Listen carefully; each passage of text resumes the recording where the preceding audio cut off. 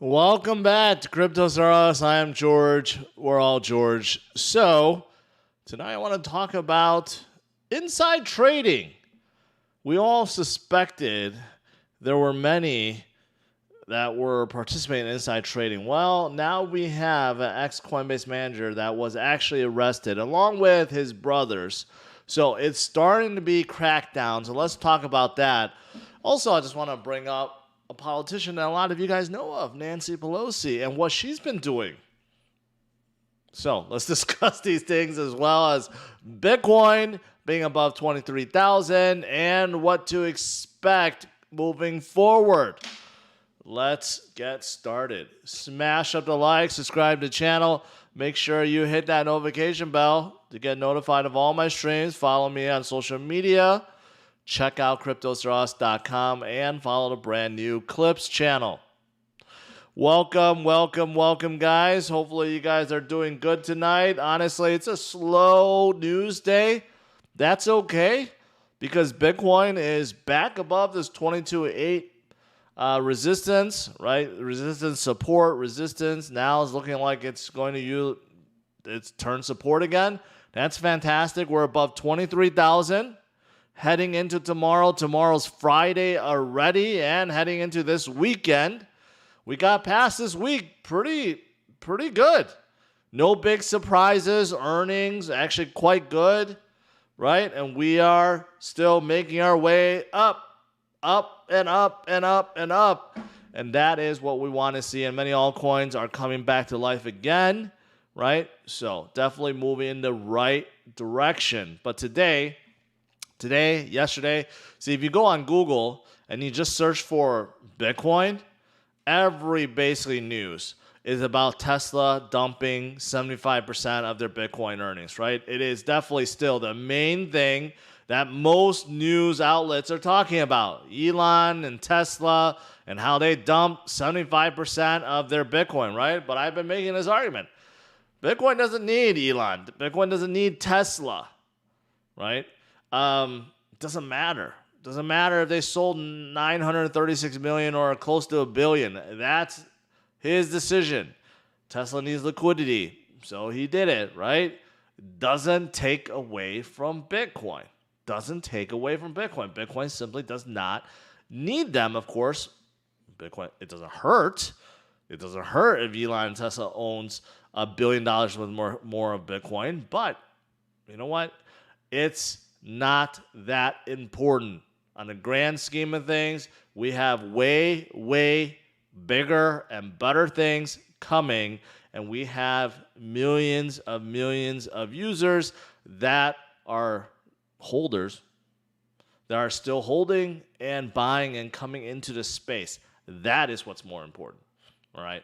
So let's talk about what is going on. Well, of course, the big news tonight is this. I mean, ever since 2017, a lot of us have seen this, okay? The Coinbase effect, which is not that prevalent now, but back in 2017 and any time all the way up to 2021, Coinbase effect was real.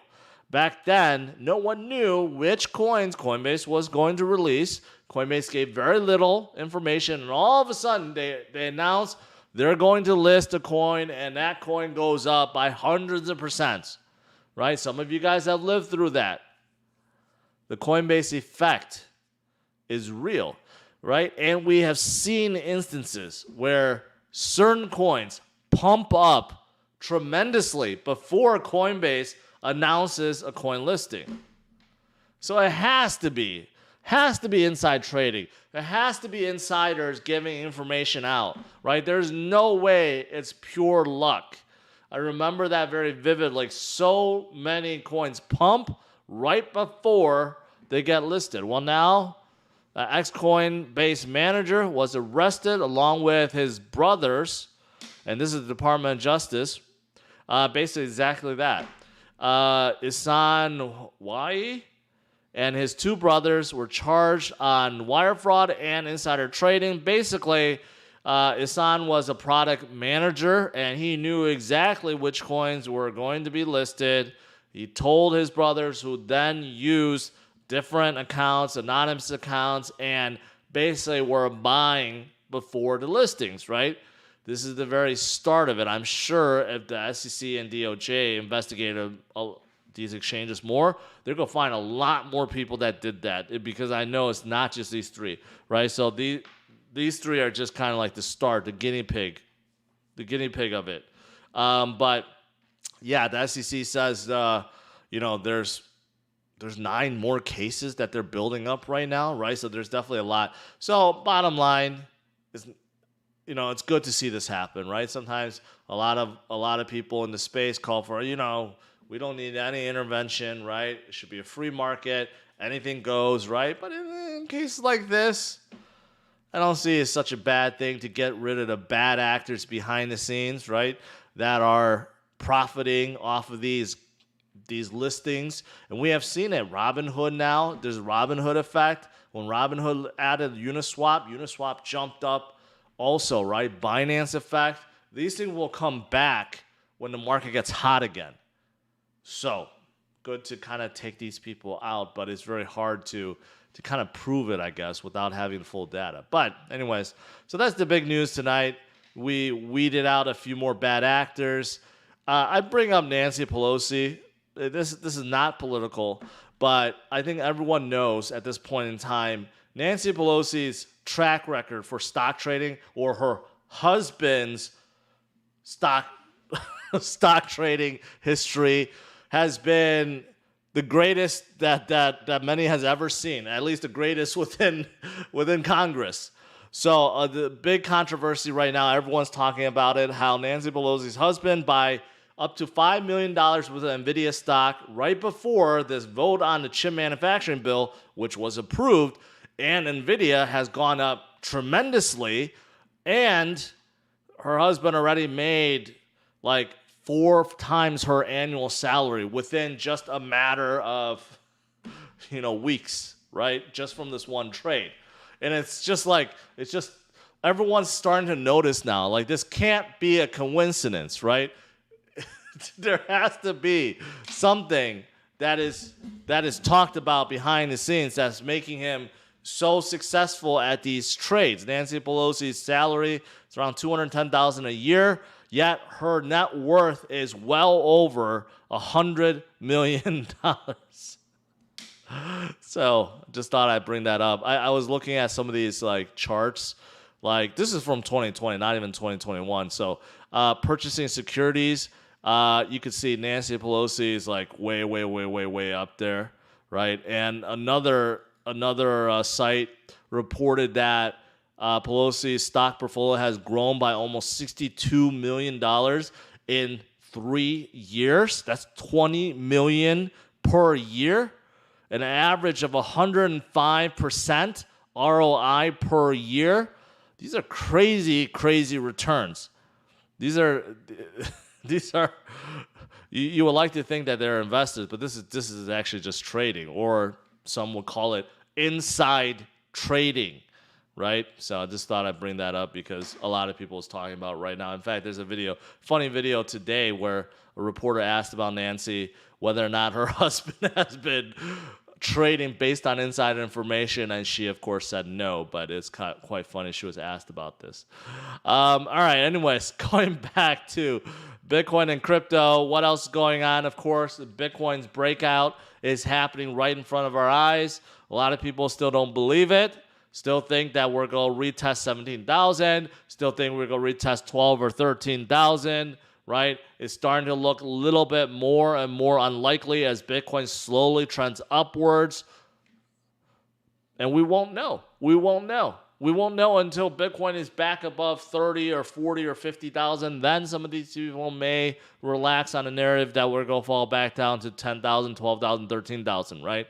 But that's always the case. With all these previous bottoms, so many calls for retest or another bottom or a lower bottom, right? And so many people miss out on tremendous gains afterwards. That, unfortunately, always happens. But right now, I do believe that we are breaking upwards. We are moving upwards, right? But even at where we are right now, 22,000, 23,000, This is cheap, cheap, cheap, cheap Bitcoin and many cheap altcoins out there. And there's a lot of other models like the NUPL, net unrealized profit and losses, is actually saying that we're coming out of capitulation, that Bitcoin is finally starting to gain. We're moving into the hope territory. And look at what has happened. The last time this happened, when Bitcoin fell out of capitulation, went into the hope and fear, that was back in March of 2020 when Bitcoin fell to 3,800, then kept going until it went to 64,000. We're looking at it like that right now, so think about that. Right? And then Raoul Paul also went on a Twitter rant. One of the things he posted looks very awesome, although he didn't give clarification what that green line is, but I'm assuming it's some kind of like weekly moving average. And this goes all the way back to the beginning when Bitcoin was $2.20, then 183, 231, 3,000, 5,000. Every single time Bitcoin came close or hit that line, it started reversing and started going upwards. And guess where we are? We have hit that line, right? So again, another one of those bottom indicators. So if you're not taking advantage, you may be missing out some tremendous gains that could be following soon. All right, just to throw it out there. Warning. And then lastly, a few other things. Vitalik discusses Ethereum's upcoming merge. He's claiming some big things. For example, when Ethereum is all done in the near future, in the future, it will be able to process 100,000 transactions per second, which is more than Solana, more than anything else out there other than Cadena. Cadena could do like 700,000 already. But it's going to take some time. Even after the merge, it won't scale completely. After the merge, he thinks it'll be about 55% complete. So there's still a lot more work to be done. But overall, they are still moving forward and developing. And that's fantastic. And I've been showing some great things about Ethereum in terms of balance on exchanges at a 4-year low. Addresses also holding at least one Ether is at an all-time high. The number of ETH staked in the beacon chain before the merge is at an all-time high. There's a lot of great metrics on Ethereum right now, so don't be giving up on Ethereum either. And lastly, I did see Epic Games, who is the maker of Fortnite, definitely won't follow Minecraft's lead and ban NFTs. Minecraft, which is owned by Microsoft, somehow they recently came out and said they're going to ban NFTs. They want nothing to do with NFTs, which I think is a big mistake.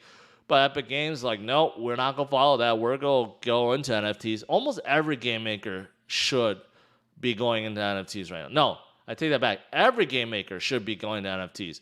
Any game maker that's not going to NFTs, they're going to regret it. Even though I'm still hearing gamers and so forth like hate NFTs and all that stuff, they just don't like change. But once they actually understand that the games that they're playing hundreds or thousands of hours with can actually earn that money, especially if they're good, right? Why would you want to turn that down? You could turn your favorite hobby into a money-generating machine. Why would you not want that, right? So anyways, just thought I'd bring that up. Fortnite, my kids are so addicted to Fortnite. It's not even funny. But anyways, that's it. That's pretty much it.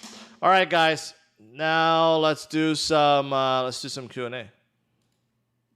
Oh, by the way, Bitcoin dominance went down to 42%, under 42%, because today a lot of altcoins started coming back up again.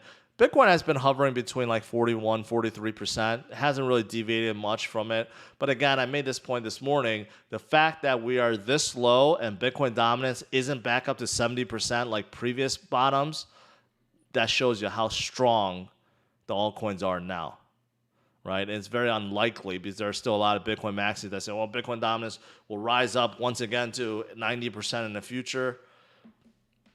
Seems very unlikely at this point. All right. Let's do some Q&A.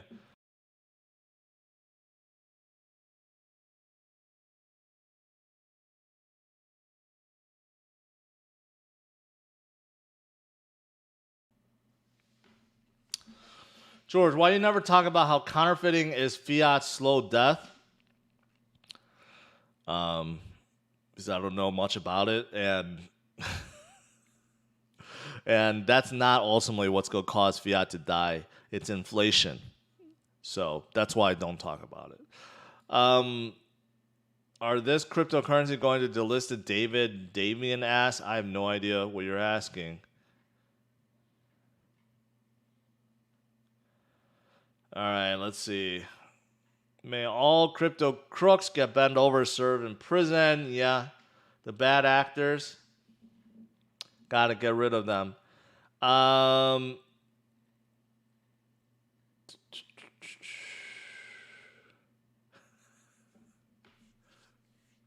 guess that's just go let her slide. Yeah.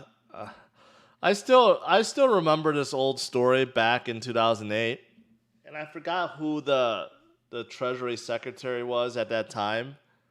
But from what I remember, the Treasury Secretary is the boss of the IRS. And I forgot at that time who was appointed. And I remember reading clearly that person appointed owed the IRS $8 million. And as soon as he got appointed to Treasury Secretary, the IRS bill just disappeared. And I was just thinking, how is that legal? How does no one catch that, right? Just like, how is the SEC not looking into Pelosi's husband? It's at least look into it. You don't have to charge. SEC have looked into and charged crypto projects for a lot less, yet this is being overlooked, right? I mean, yeah, sometimes it's just not. It's not fair. Do you believe ETH could reach 3,000 by year end? 3,000? Yes, I definitely think, Kenny, that's a real possibility. To double from here for Bitcoin, I think Bitcoin honestly has a really good shot of getting around 40 or 50,000 by the end of the year. Probably not to all-time high, but I do think realistically, if the market continues to trend upwards, if we're getting some good economic data, right, like inflation number going down, supply chain improving, energy going down, stuff like that, we could definitely see a good market rally. There's a ton of money on the sidelines. So if that happens, Bitcoin will be above 40,000. If that happens, Ethereum will be above 3,000. So I could see it. Doesn't mean that it has to happen or 100% guaranteed it'll happen, but I could see that happening. Polygon is on the way. Polygon has been very, very strong recently. Very strong.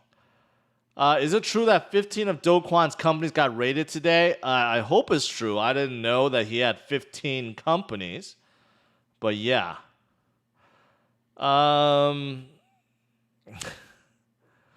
Always on internet connected game console was a joke in 2012. Gamers whined and complained. Now they beg for always on game console. Yeah, I think the gamers just, they're just not used to something new. But honestly, it's like, you want the games to have NFTs, man. Like, just think about the potential of it. Tournaments, the games that you play, the certain in-game items that you get, right? They could be worth something now. Why would you not want that? I get it. If you have to pay for everything, then they could see, okay, it's a money grab by the game makers. But if you're just earning those through your regular gameplay, and if you win some tournament or something, that weapon or whatever, that moment, right? Your player, the avatar, the profile picture. I mean, these things could be worth a ton of money. It just takes a while, before people get used to it or accept it. But I think the potential for gaming and NFTs is just made for each other. When will the next bull run be for fun? I mean, it could be next year. There are a lot of doomsayers, right? Or, yeah, I call it doomsayers. But, they're predicting inflation is going to be on for years, and we're going to see the repercussions of that for years. And maybe that is the case. But I generally think when there's so much FUD, so much fear, right? We tend to do the opposite, or we tend to flip back to the other side faster than people anticipate. So who knows? It's still early. We're in July, moving into August. We got 4 more months left in this year. We could see some tremendous things. We know inflation will go down in July. because energy prices have come down a lot in July. So next CPI number that comes out, we could see a big reversal, and that would be fantastic. Fantastic. You think Coinbase will go down? Coinbase, unlikely. They did say that they have no exposure to Three Arrows Capital, Celsius, or Voyager, so it's unlikely that they're going to go down. Gensler was asked about Pelosi, just gave a song and dance answer. Who does the SEC report to? I wonder, does he report directly to the president or who? I wonder. I wonder who Gensler reports to. Maybe that's why he won't talk about Pelosi. Maybe he reports to Pelosi. I don't know. I should know, but I don't. Do you think it's a bad idea to email yourself a seed phrase? Yes. If you're doing it temporarily, okay. But if you're just leaving it in your email, that's a horrible, horrible idea. Horrible idea. Even to send it to you temporarily is a horrible idea. If someone has access to your email, say goodbye to your crypto. Highly recommend that you don't do that, Dr. O. Jose, Quan, I know they've been doing better recently, but it's not my project. They're too B2B. Do I like rabbits? Sure. 50K without Tesla buying back in? Yeah. That $1 billion is not going to cause... If Elon today said, okay, I'm going to buy back that $1 billion, it's not going to make Bitcoin go up to 50K. No. That $1 billion is hardly going to move it at all. Of course, the press and everything, people get excited. Yes, that's a good thing. But $1 billion on a grand scheme of things, $1 billion out of $443 billion, it's more than a drop in a bucket, but it's not going to make it go up as much as you think it does.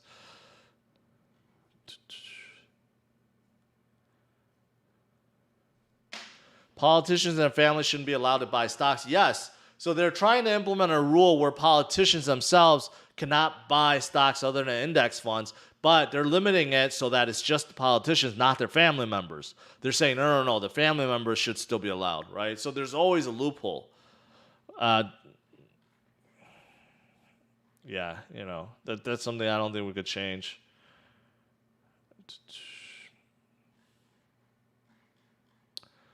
Rich, how are you able to keep your family by your side through the early years, hard times? I try to encourage my family, but they can be very negative.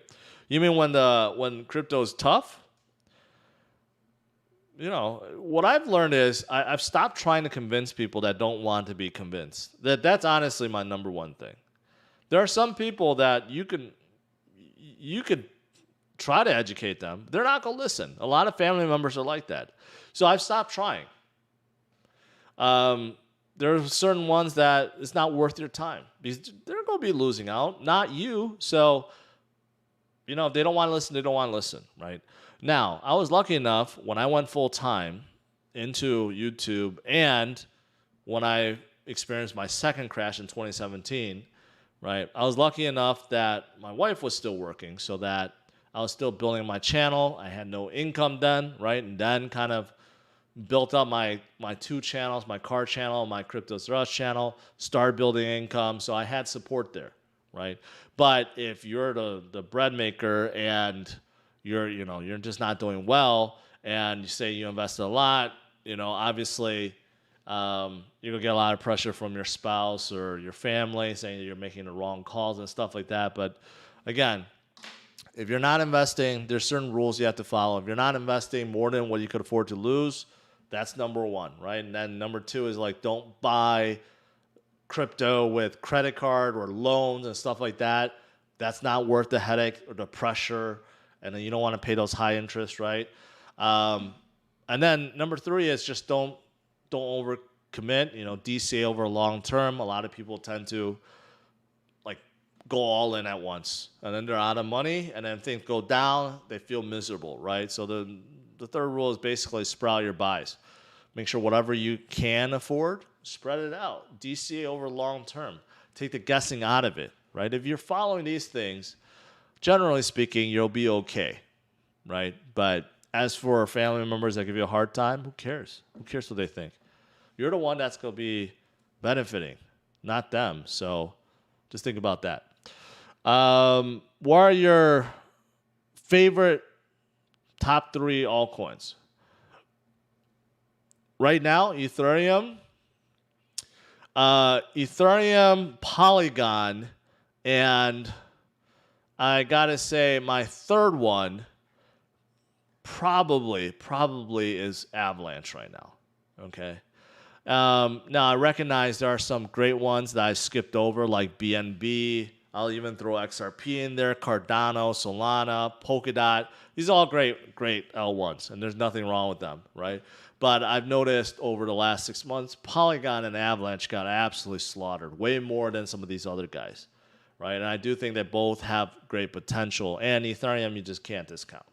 I think Ethereum will continue to do well even past their merge.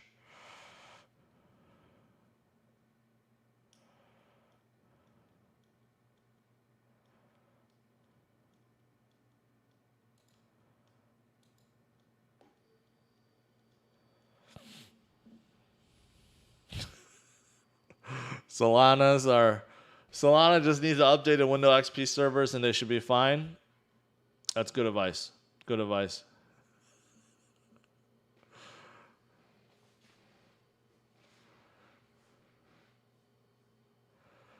DCA helps tons over the years. Great advice. Hobo, thank you. Is it better to keep your portfolio evenly balanced or pick 2 that are heavily invested? There's no right or wrong answer. If you want to just be heavily invested just in Bitcoin, that's fine, right? You may miss out on some of the tremendous gains from altcoins if you do that, but just holding Bitcoin is fine. If you want to just do, say, Bitcoin and Ethereum, that's just 2. That's fine too. A little bit balanced. But for me, I like to do 50, 25, 25, which is 50% in Bitcoin, 25% in big caps, which is anything above 10 billion, and then 25% in anything else, mid caps, small caps, micro caps. Keep it like that. But in terms of the number, there's no right or wrong answer. You could have 50 if you wanted to, 50 crypto, but you just want to keep a number that you can keep track of, right? Generally speaking, I find my portfolios to be around 15 to 20, usually optimal, but when it gets really hot, I go up a little bit more because I want to add in a few more projects.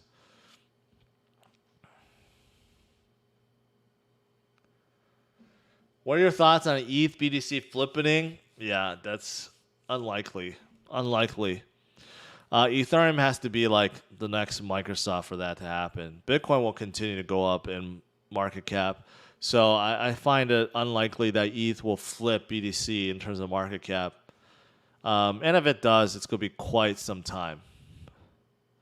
Tizo, a dark horse for high gains? Could be. It's promising, but doesn't have the same traction as some of the other guys. Get an XRP tattoo if it hits $10. No thanks. I'm not a big tattoo guy.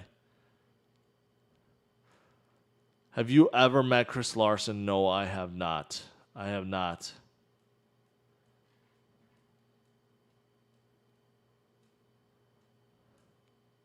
Just 100% BTC stress-free life. I mean, William, there's nothing wrong with that, right? There's nothing wrong with that. But the thing is, you are missing out on a lot of gains, even though some of these altcoins have fallen quite tremendously, right? But the fact that you didn't buy any Ethereum when it was at $50, $80, $100, that's a tremendous amount that you missed out on, more than 10x, right? Just within the last few years. Same thing with BNB. Could have picked up BNB at under 20 easily for many, many years. Cardano, you could have picked it up under 10 cents, 2 cents, 1 cent, right? There are so many that you missed out on. So that's why, I say having a diversified portfolio is still worth it. If nothing else, it helps you gain on sats. If your only purpose is to buy altcoins to gain on sats, there's nothing wrong with that, right? But alts definitely move faster than Bitcoin in both directions. When we have corrections, they definitely go down faster. But this correction does show that alts are definitely much stronger than previous years. because Bitcoin dominance did not go right back up to 70% like before. Let's see. Last few questions. What do you think about Safe Haven? No, I don't like Safe Haven. I don't like any of these insurance plays. These, custodian plays where, your crypto will be given, released to your family members. I don't trust any of that. I don't believe that. They've been tested and proven. Where do you see Cadena by 2024? Let's just say much higher. Thoughts on Algorand? I think Algorand is also interesting. They've partnered up with FIFA, so that's a big thing for them. They're getting big into NFTs. Their DeFi just starting, and they have a big Latin America presence, or at least starting to get big, so that's good. Are you buying any more ApeCoin? I did average a little bit more, to DCA a little more into ApeCoin. I think the other side, Metaverse, when that finally gets released, I think they're going to do very well. And then, plus, they haven't announced a lot of the stuff, the attributes that comes with those NFTs. So I think Yuga Labs, they kind of have a lot of things in play. Atom, Cosmos also I think is very undervalued. I think they got hit hard because of Terra. Terra was in the Cosmos ecosystem, so I think they got hit hard because of it. But they're also a fantastic project too. What do you think about thinking? It hurts sometimes. It definitely does. But it beats not thinking. All right, guys. I'll let you go. Overall, today's a pretty light news day, but that's okay. Tomorrow's another day. Maybe something big happens tomorrow. But the most important thing is Bitcoin doesn't need Elon. Bitcoin doesn't need Tesla, right? It's still going back up. It's above 23,000 once again. Moving in the right direction. Still a lot of great metrics and models showing that we have bottom. We're going forward, right? And I guess this is good. We have some bad actors being taken out of the space. Insider traders, no more at Coinbase. Well, at least it's a start. There's probably more, but it's a start at least, right? And what about Nancy Pelosi? Why is Gensler not looking at her and her husband? Well, I think we all know why, but, whatever. It's worth mentioning, all right? And maybe we should all copy his trades. Then we'll get 100% returns year over year, every year, guaranteed. All right, guys, smash it a like, subscribe to the channel. I'll see you guys tomorrow bright and early, 8:15 a.m. Central Standard Time. All right? Oh, by the way, before you go, take a look at this. What do you think about Ripple? Well, I mean, I think it's too centralized, but I definitely want to meet Chris Larson.